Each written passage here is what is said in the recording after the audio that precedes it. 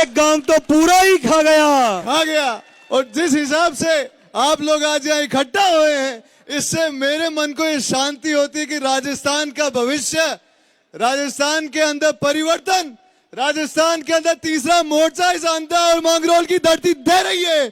और जिस कदर ये क्रांति यहाँ नहीं रुकेगी, ये क्रांति आज हम यहाँ से जो संदेश देंगे वो दोनों पार्टियों के हेडक्वार्टर दिल्ली में, इन दोनों पार्टियों तक यहाँ से समाचार जाना चाहिए कि या तो इन भ्रष्ट नेताओं को, इस गंदगी को अपने दफ्तरों से, अपने पार्टियों से, अपने कार्यकारिणी से निकाल के फेंको, नहीं तो ये जनता परिवर्तन करने के लिए तैयार है। आपका बहुत बहुत धन्यवाद। धन्यवाद भाई शिवम। अब मैं हमारे लोकप्रिय प्रत्याशी जन नेता नरेश भाई के साथ कंधे से कंधा मिलाकर इस चुनावी अभियान में साथ दे रहे नरेश भाई के संघर्ष के मजबूत साथी और इस ऐतिहासिक जनसभा का संचालन का जिम्मा संभाल रहे आदरणीय प्रहलाद जी खटाना को आमंत्रित करता हूं, आप सबको संबोधित करें। खटाना साहब का आप जोरदार करतल ध्वनि के साथ स्वागत अभिनंदन करें। अब मेरा भाषण तो आपने खूब सुना है। हमारे बीच में जो मेहमान आ रहे हैं, आ गए क्या? हमारे बीच में अभी नहीं आए, जब तक मैं बोल लेता हूं। मेरे साथ जोरदार नारा लगाओ, इंकलाब इंकलाब इंकलाब, अंता की जनता जिंदाबाद। जोर से बोलो, अंता की जनता, अंता की जनता, अंता विधानसभा की जनता, नरेश मीणा। आदरणीय अंता मांगरोल विधानसभा क्षेत्रवासियों, पिछले लगभग 1 महीने से हम गांव-गांव, डोर-डोर जाकर सभी जाति धर्मों के लोगों से मिलने का पूरा प्रयास किया। आप बहुत ही प्यारे, सच्चे, ईमानदार और इतने अच्छे लोग हो कि अगर आपके बारे में कितना भी कहूं तो कम होगा। आप सब लोगों ने हमारा बहुत मान सम्मान दिया था। वोट तो आप भाई नरेश मीणा को दे ही रहे हो, लेकिन ऐतिहासिक वोट देना जो राजस्थान में रिकॉर्ड बन जाए, यह हम आपसे निवेदन करते हैं। आपके बीच में आपके लाडले महबूब नेता, हेलीकॉप्टर से आरएलपी के सुप्रीमो आदरणीय बड़े भाई हनुमान बेनीवाल जी पहुंच चुके हैं। जोरदार ताड़ियों के साथ स्वागत करें। उनके साथ में आपके भाई नरेश मीणा जी का बेटा अनिरुद्ध भी हाथ जोड़ करके आपका अभिनंदन कर रहा है। एक बार जोरदार ताड़ियों से स्वागत करें। भाई नरेश मीणा जी आपके बीच में पहुंचने वाले हैं। आरएलपी के प्रमुख, हम सबके आदरणीय सांसद हनुमान बेनीवाल जी उनके साथ आ रहे हैं। आदरणीय बेनीवाल साहब, इस देश के किसानों की मजबूत आवाज, आरएलपी पार्टी के प्रमुख, नागौर लोकसभा के माननीय सांसद बेनीवाल जी का हम जोरदार करतल ध्वनि और इंकलाब के नारे के साथ स्वागत करते रहेंगे। जाइए स्पीकरों पे से हट जाओ, स्पीकरों पे से स्पीकर खाली करो। स्पीकर को खाली कर देंगे। हमारी ये साउंड सिस्टम व्यवस्था बाधित हो रही है, इसके कारण प्लीज जो साथी स्पीकर के पास खड़े हैं वो जोरदार नारा लगाओ, इंकलाब इंकलाब इंकलाब इंकलाब। भाई ये स्पीकरों से हट जाओ, ये व्यवस्था आपकी है। और ये माता बहनों का ये जो रास्ता है ये भी खाली करें। ये हमारे जो नरेश भाई के साथी ये कार्यकर्ता है, वो व्यवस्थाओं को सुचारू रूप से चलती रहे, इसलिए यहाँ पर मंच के सामने कोई भी नहीं आएंगे। माता बहनों के लिए स्थान निर्धारित है, बाकी स्थान हमारे मीडिया के साथियों के लिए निर्धारित है। आदरणीय हनुमान बेनीवाल जी हम सबके बीच में पधार रहे हैं। जोरदार आप बेनीवाल साहब का स्वागत करें, सम्मान करें। आपका लाडला महबूब नेता भाई नरेश मीणा जी आपका अभिनंदन कर रहा है। जोरदार ताड़ियों के साथ में स्वागत करें।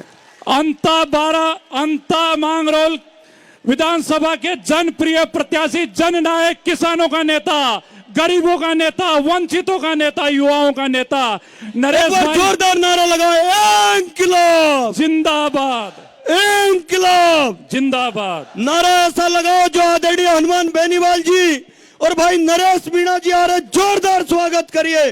बोलिए इंकलाब, इंकलाब, इंकलाब। हनुमान बेनीवाल जिंदाबाद। हनुमान बेनीवाल जिंदाबाद। नरेश मीणा जिंदाबाद। आदरणीय हनुमान बेनीवाल जी, जिन्होंने मंच पर, प्लीज जो साथी है वो पीछे चले जाएंगे। हमारे आदरणीय नेता आरएलपी पार्टी के सुप्रीमो, इस देश के किसानों की मजबूत भाई आवाज, नरेश मीणा भारत के की बेटा अनुरोध, हनुमान बेनीवाल जी, भाई अनिरुद्ध जी, जोरदार ताड़ियां बजा करके नरेश भाई हम स्वागत सबके करो। बीच हर में हमेशा हैं। मोर्चा संभाले रहता है। भाई नरेश मीणा जी का बेटा है अनुरोध। अब आपके बीच में जिनका इंतजार था, आपके महबूब नेता भाई नरेश मीणा, हनुमान बेनीवाल, नरेश मीणा, हनुमान बेनीवाल, नरेश मीणा, हनुमान सारे बेनीवाल। पीछे चले जाएंगे। जोरदार ताड़ियों से स्वागत करें आपके। हमारे मंच खाली करो, मंच। आरएलपी पार्टी के सुप्रीमो, आरएलपी पार्टी के सुप्रीमो आदरणीय हनुमान बेनीवाल जी का जोरदार मांगरोल स्वागत के करें। लोकप्रिय प्रत्याशी नरेश भाई किसानों के प्रतीक जेड़ा के साथ हम सबके बीच में उपस्थित है। आदरणीय राजेंद्र सिंह जी गुड़ा, अतुल प्रधान जी, ममता मीणा जी, इन सब का हम जोरदार स्वागत करते हैं, अभिनंदन करते हैं। जोरदार करतल ध्वनि के साथ हमारे नेताओं का आप स्वागत करेंगे। आदरणीय हनुमान बेनीवाल जी जोरदार स्वागत करें। तालियां बजा करके। ये राजस्थान की तीसरी सबसे बड़ी ताकत एकजुट होकर अंता की धरती से, मांगरोल की धरती से इतिहास रचेगी। जोरदार ताड़ियों के साथ स्वागत करें। हमारे सम्मानित अतिथियों से निवेदन है, ससम्मान मंच पर अपना स्थान ग्रहण करेंगे। आम आदमी पार्टी के सांसद संजय सिंह जी, राजस्थान की सबसे तीसरी बड़ी ताकत आरएलपी प्रमुख आदरणीय हनुमान बेनीवाल जी, हमारे पूर्व मंत्री राजेंद्र गुड़ा जी, हम सबके लोकप्रिय नेता, इस अंता मांगरोल विधानसभा की, आड़ोती की नहीं, पूरे राजस्थान के किसानों की, युवाओं की, वंचित वर्ग की, दलितों की सबसे मजबूत आवाज, जिन्होंने इस अंता विधानसभा में एक नया इतिहास रच रहे हैं। अखंड प्रचंड पुरुषार्थ करके जिस प्रकार से आप को जन समर्थन मिल रहा है वो अद्भुत है, ऐतिहासिक है। ऐसे हमारे नेता आप सबकी करतल ध्वनि के बीच में अंता मांगरोल विधानसभा के लोकप्रिय प्रत्याशी नरेश भाई से मैं अनुरोध करूंगा वो स्वागत भाषण और हम सबको संबोधित करें। आप सभी व्यवस्थाएं बनाने में सहयोग करेंगे। भाइयों ये व्यवस्था अपनी है, आपकी है। आज अंत मांगरोल की जनता ने जो इतिहास रचा है, जितनी भीड़ ग्राउंड में उससे कई गुना ज्यादा भार है। ये जगह माता बहनों के लिए है। आपसे मेरा निवेदन है, आपसे मेरा निवेदन है, भारत माता की, भारत माता की, इंकलाब, इंकलाब, नरेश मीणा जिंदाबाद। भाई पत्रकारों को छोड़ के हट जाएं इधर। हनुमान जी बेनीवाल जिंदाबाद। उन्हीं को बुला रहे गिरने वाले कोई ना कोई मर के बजाएगा। सभी साथियों से अनुरोध है ये स्पीकरों से थोड़ा साइड हट जाए। अपनी व्यवस्था है, अपने को ही बनानी है, अपना कार्यक्रम, अपनी व्यवस्था। हमारे लोकप्रिय प्रत्याशी, जनता की, 12 जिले की और राजस्थान की सबसे बुलंद आवाज सम्मान्य नरेश जी मीणा से निवेदन।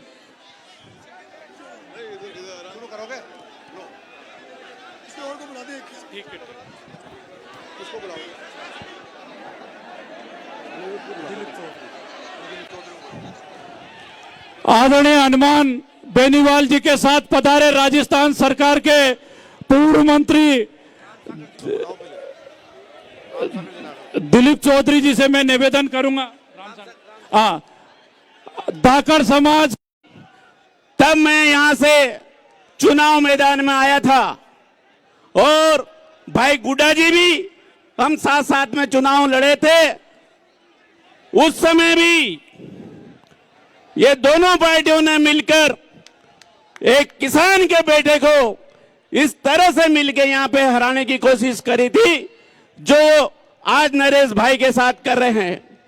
मैं धाकड़ समाज की ओर से आज ये हमारे सभी बड़े राष्ट्रीय नेता जो बैठे हैं उनको विश्वास दिलाना चाहता हूं कि भाई नरेश को पूरा धाकड़ समाज नोट और वोट दोनों से समर्थन करेगा।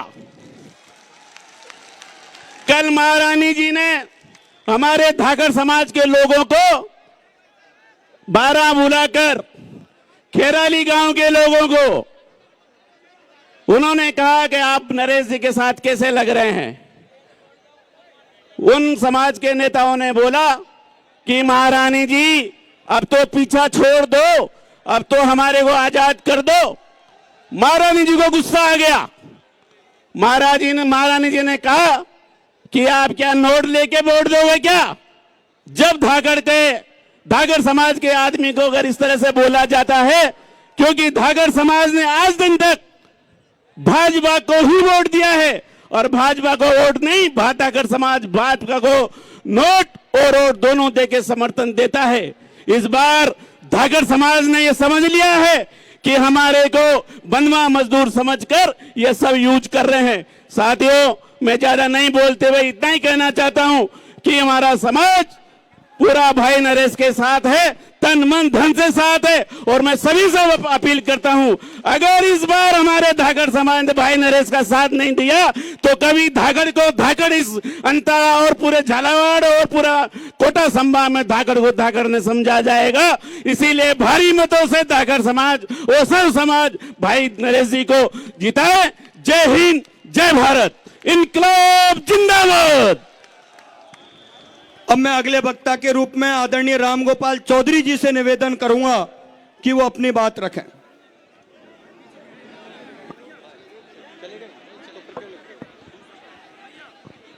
आदरणीय रामगोपाल चौधरी जी।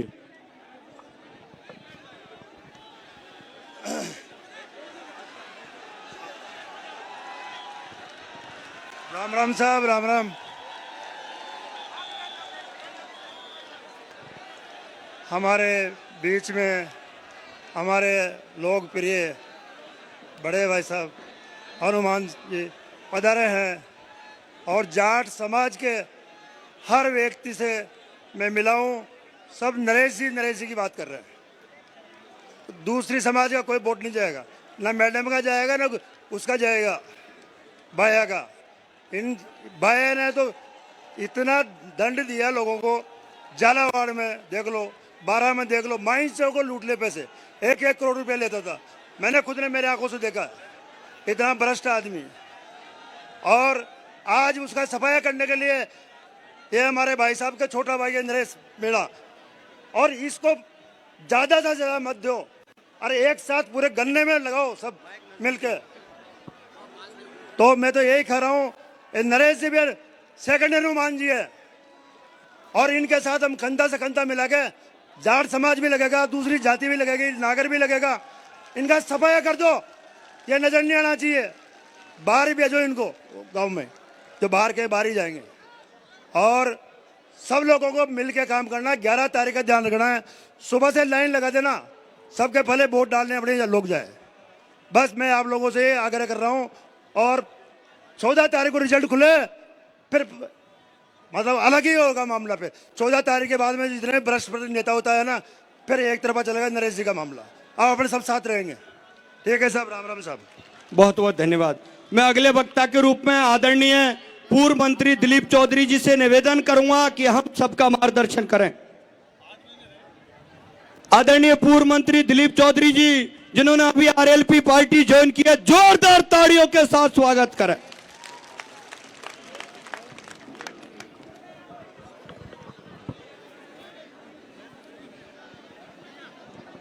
अंता विधानसभा से आपके 36वीं कौम के लाडले उम्मीदवार नरेश भाई मीणा के समर्थन में आज राजस्थान के किसानों के जनप्रिय नेता, राजस्थान के लौह पुरुष और राष्ट्रीय लोकतांत्रिक पार्टी के अध्यक्ष हनुमान बेनीवाल साहब, आप पार्टी के संजय सिंह जी, पूर्व मंत्री राजेंद्र गुड़ा साहब और मंच पर सभी विराजित हमारे सम्मानीय नेतागण और अंता की जो ये जनसैलाब मैं देख रहा हूं, हनुमान बेनीवाल साहब के आने से एक परिवर्तन की आंधी चल चुकी है। अंता से आप नरेश भाई मीणा को जीता देना। इस राजस्थान में अंता से पूरे प्रदेश में आने वाले 2028 के चुनाव में एक नया युग शुरू होगा। एक तीसरी शक्ति के रूप में राजस्थान में हनुमान बेनीवाल जी के नेतृत्व में ऐसा समीकरण बैठेगा। हम आज बेनीवाल साहब और तमाम नेता जो आपके बीच में नरेश भाई मीणा को समर्थन देने आए हैं, मेरा आप सबसे अपील है कि वोट के दिन आपका एक एक वोट मतदान केंद्र तक पहुंचना चाहिए।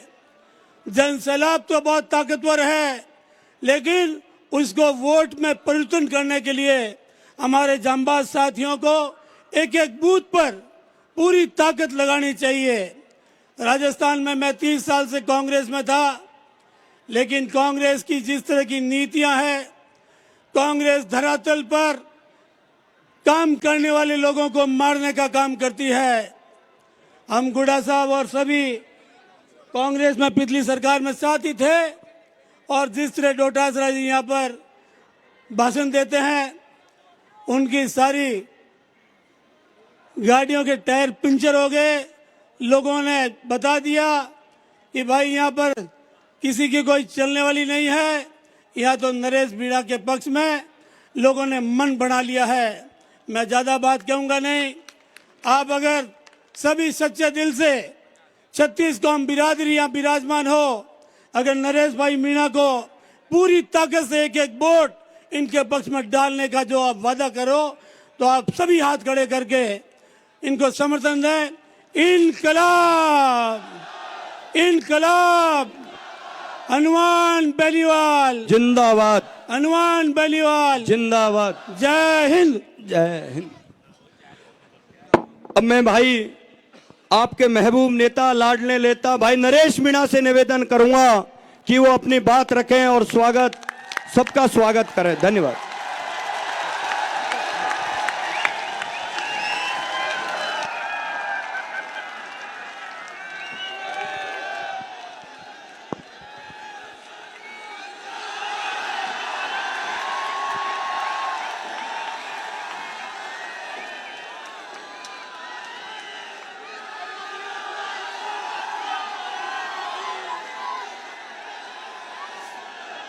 राम राम साहब, Ram Ram. I love you too.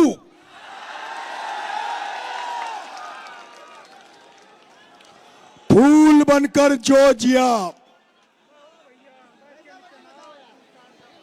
फूल बनकर जो जिया उसको यहां मसला गया। फूल बनकर जो जिया उसको यहाँ मसला गया। आदमी को फौलाद के सांचे में ढलना चाहिए। और अगर कोई फूल बनकर जो जिया उसको यहाँ मसला गया, आदमी को फौलाद के सांचे में ढलना चाहिए। और अगर कोई हक, अगर अधिकार कोई अगर आपका छीने, तो आंख से आंसू नहीं, सैलाब बरसना चाहिए, सैलाब बरसना चाहिए।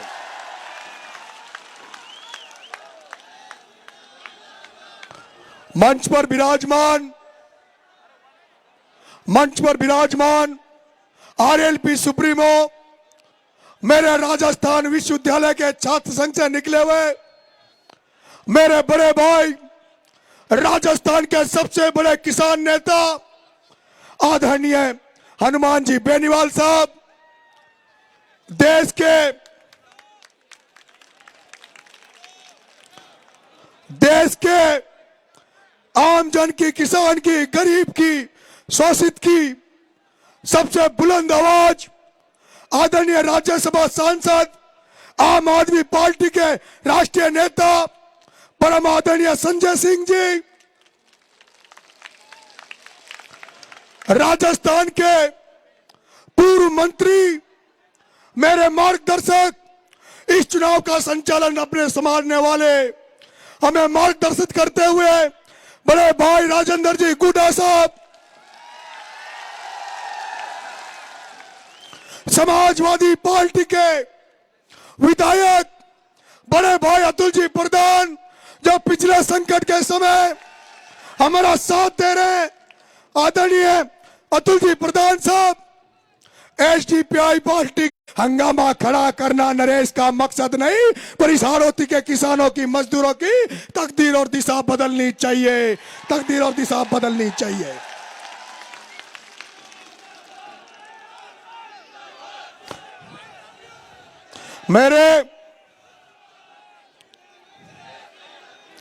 अब मेरे को जो चाहते हैं वो बीच में नारा नहीं लगाएगा,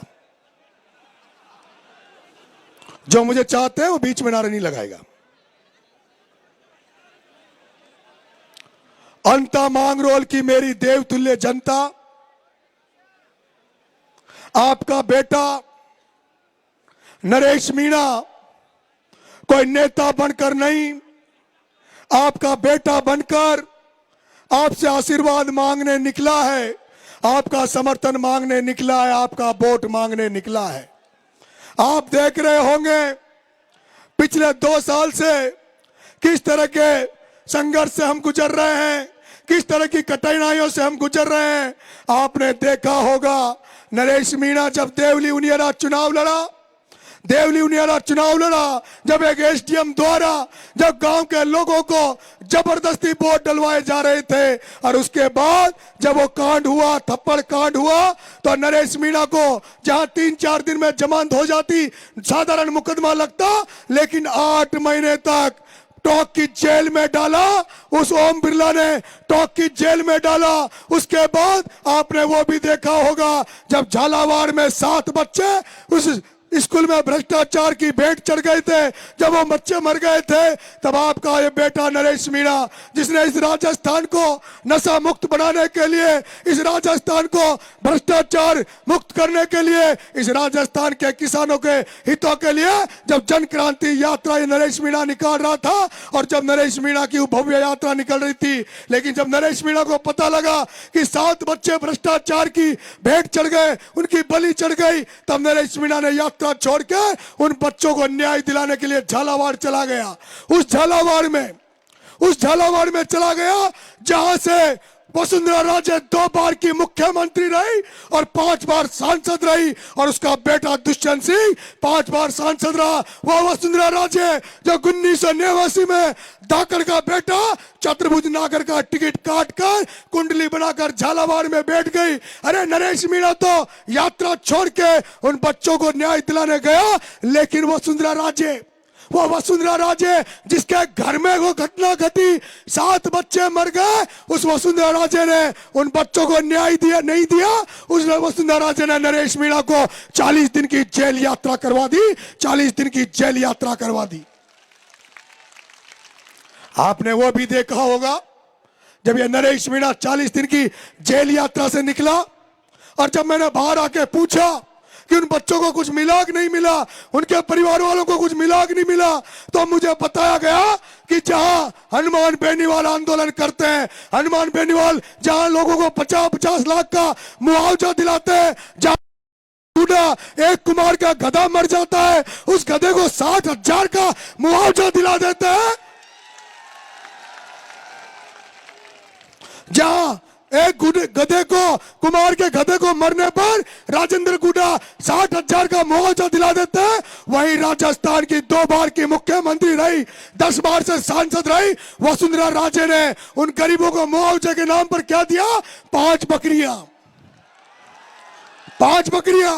अरे वसुंधरा, तेरी तरह अगर हनुमान बेनीवाल 2 बार मुख्यमंत्री बन जाता, राजेंद्र कुटा मुख्यमंत्री बन जाता, तो जैसे चील घाटी में लोग मरे थे उनको 1-1 करोड़ रुपए मिले थे, तो उन गरीब बच्चों को तो ये 5-5 करोड़ रुपए दिला देते। लेकिन ये दुर्भाग्य है,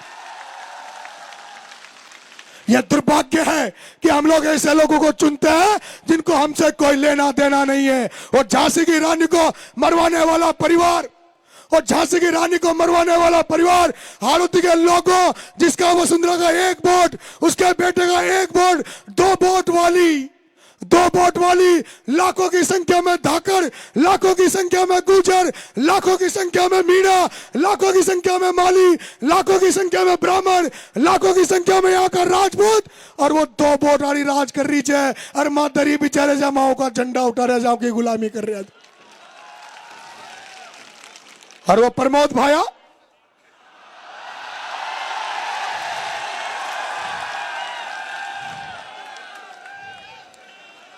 वो प्रमोद भाया कौन है? आवाज नहीं आई। कौन?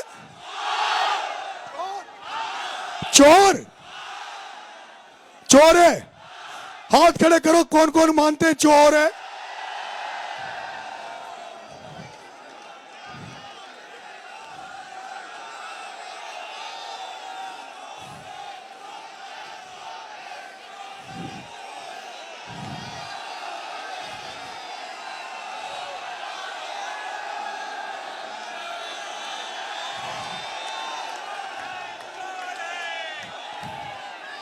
ओ प्रमोद जैन भाया, ओ प्रताप सिंह सिंघवी, ओ शांति धारीवाल, और इनका सरदार डकैत कौन है? ओम बिरला।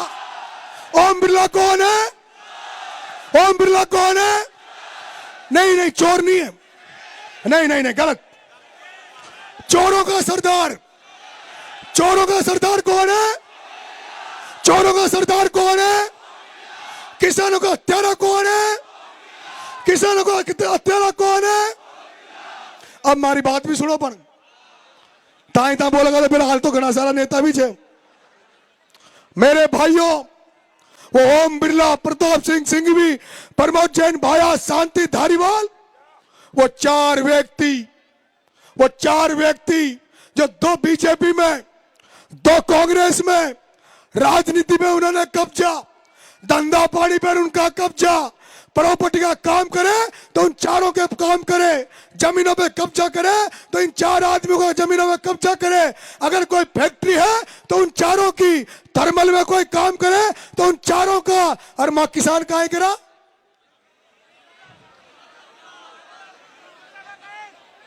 मेरे किसान भाइयों, मैं कहना चाहता हूं, राजस्थान की वसुंधरा राजे जो आज गली गली में वोट मांग रही है, देश के 3रे नंबर पर बैठा लोकसभा स्पीकर ओम बिरला, ये तुम्हारी धरती है, हाड़ौती की धरती है, जहां से वसुंधरा को 2 बार मुख्यमंत्री बनाया, जहां से लोकसभा स्पीकर ओम बिरला बैठा है।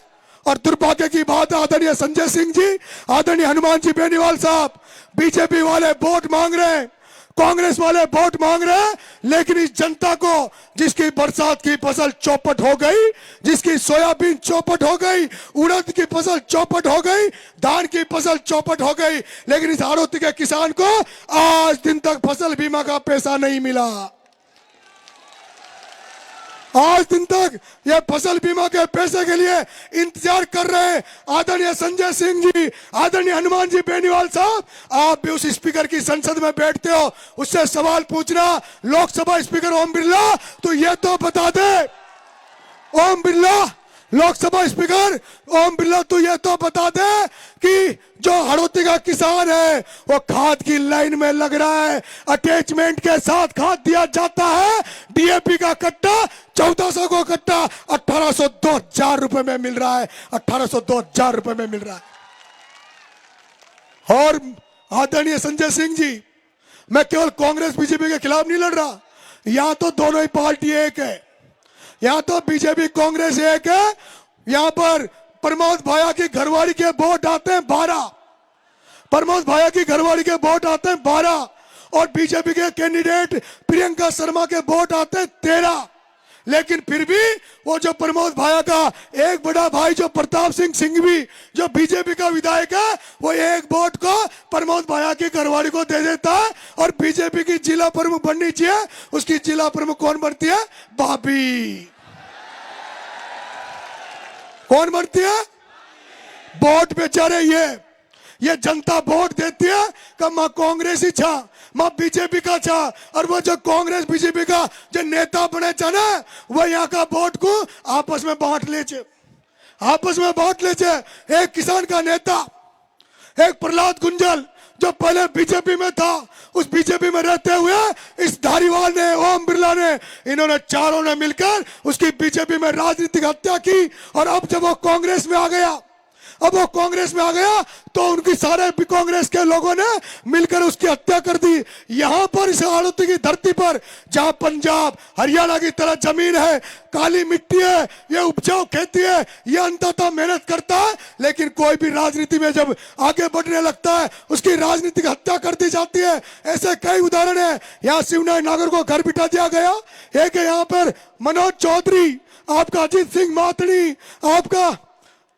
आपका दिनेश जी यादव, आपके अरविंद जी भारद्वाज, ऐसे तमाम किसान लोग थे जिनकी हत्याएं कर दी। मैं किसान भाइयों, यहाँ पर बहुत अच्छे अच्छे नेता हुए थे। रघुवीर सिंह जी कौशल हुए, भरत सिंह जी कुंदनपुर हुए, यहाँ पर बहुत लोग थे। उस समय मानवता थी, किसानों के हितों की रक्षा होती थी। लेकिन गुडा साहब जो कहते हैं कि चाणक्य ने कहा था कि जब किसी व्यापारी को राजा बना दोगे तो उसी दिन ये किसान आम जनता भिखारी बन जाएगी। हमारे यहाँ पर व्यापारी राजा बनकर बैठे हैं और जनता बेचारी भिखारी कर दी, जनता भिखारी हो गई। इसलिए ये बदलाव करने निकले आदरणीय संजय सिंह जी, आदरणीय बेनीवाल साहब, ये हाड़ौती की जनता बदलने निकली है, ये इंकलाब का नारा लगा रही है।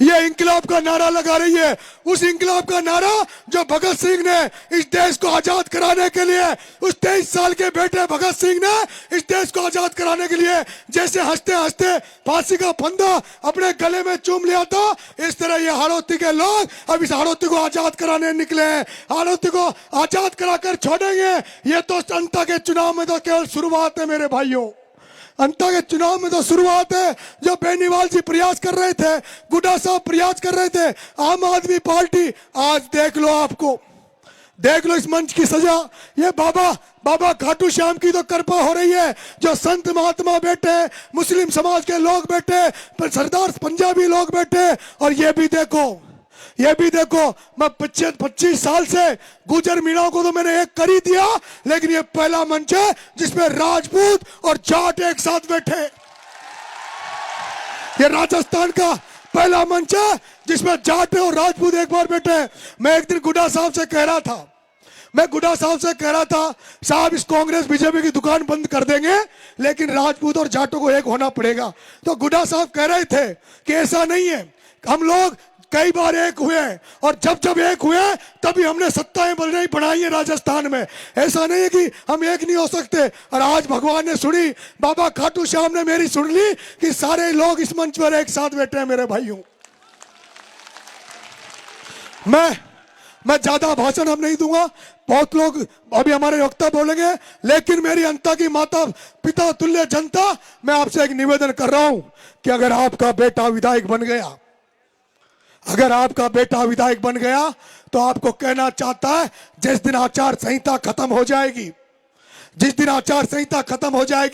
12 की धरती पर एक किसान आंदोलन करेंगे, जिसमें सभी समस्याओं को लेकर कलेक्टिव में चढ़ाई करेंगे। और सबसे पहले तो मैं यहाँ के किसानों को फसल बीमा का पैसा दिलवाऊंगा, आपको फसल बीमा का पैसा दिलवाऊंगा।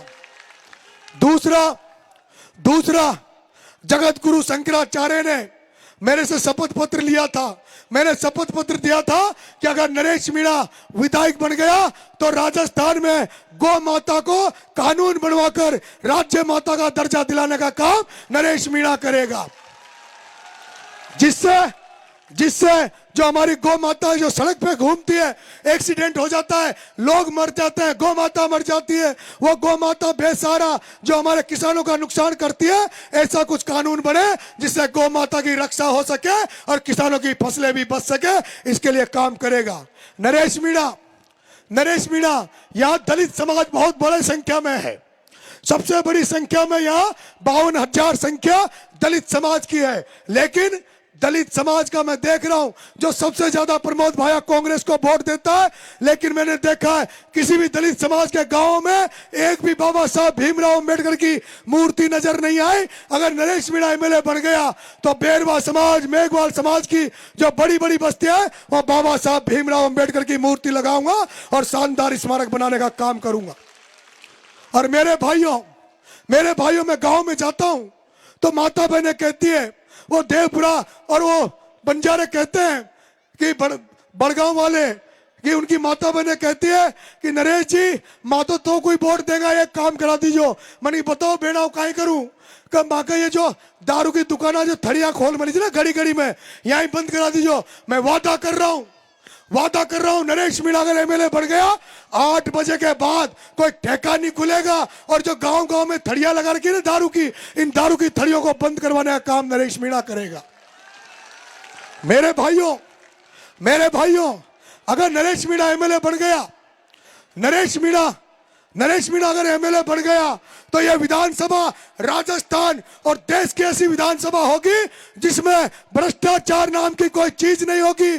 किसी थानेदार, तहसीलदार, एसडीएम कार्यालय में अगर किसी ने भी, चाहे वो थानेदार हो चाहे वो एसडीएम हो, अगर किसी से रिश्वत के नाम पर 1 रुपया भी ले लिया तो नरेश मीणा उस अधिकारी का काला मुंह करके गधे पे बिठा के बंदोरी निकाल देगा।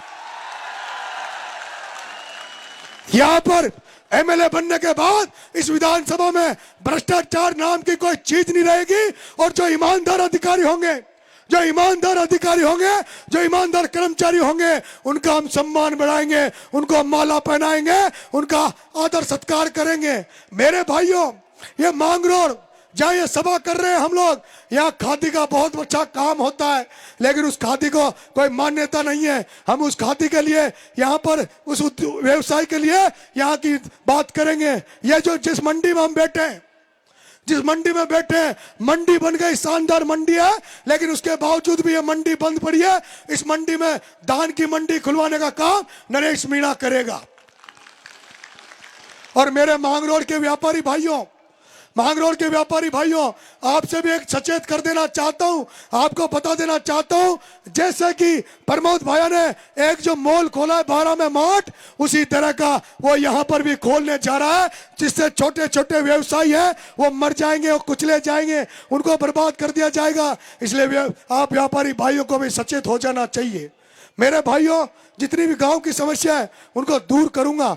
मैं आप जनता का बेटा हूं, मैं किसी नेता, पटेल, जागीरदार, प्रधान, प्रमुख इनके घरों पे नहीं जाऊंगा, गांव में जाऊंगा, आपके बीच में बैठ के आपकी समस्याओं को सुनूंगा और जो मुझे फंड मिलेगा वो फंड मिलेगा उसको आपके द्वारा बांटा जाएगा। और फंड में कोई सरपंच नहीं नखा दूं, कोई आईएन कमीशन न खा सके, पूरा फंड लागेगा। और जो मुझे जो तनख्वाह मिलेगी अगर एमएलए बना, और मुझे जो तनख्वाह मिलती है उस तनख्वाह को भी मैं यहाँ की जो बच्चियां हैं उनकी शिक्षा पर लगाऊंगा, छोटे छोटे बच्चों की शिक्षा पर लगाऊंगा। अगर नरेश मीणा एमएलए बन गया तो नरेश मीणा प्रयास करेगा, आदरणीय हनुमान जी भाई साहब, संजय जी भाई साहब, इन सबका सहयोग लूंगा, क्योंकि भाई साहब हमारा एरिया बहुत पिछड़ा हुआ है, हम निःशुल्क कोचिंगें खोलेंगे ताकि बच्चे कोचिंगों में पढ़ सके। इसलिए आप सब लोग अब भाई साहब को सुनेंगे। एक बार वो लोग हाथ खड़ा कर दो जो ईमानदारी राजनीति पसंद करते हैं, ईमानदार की राजनीति पसंद करते हैं। अब वो हाथ खड़े करो जो चोर और भ्रष्टाचार को पसंद करते हैं। जो व्यक्ति चोर और भ्रष्टाचार को पसंद करते हैं वो हाथ खड़े करो। अब मैं कह रहा हूं जो भाया को चोर भ्रष्टाचारी मानते हैं वो हाथ खड़े करो। सारे मानते हैं। अब मेरा यह मानना है कि जो चोर का साथ देता है वो भी कौन होता है? भ्रष्टाचार का साथ देगा वो। इसलिए आप तय कर लेना, यह ईमानदारी और भ्रष्टाचार के बीच लड़ाई है। बहुत बहुत धन्यवाद। राम राम साहब। जगह करा दो पहले तो।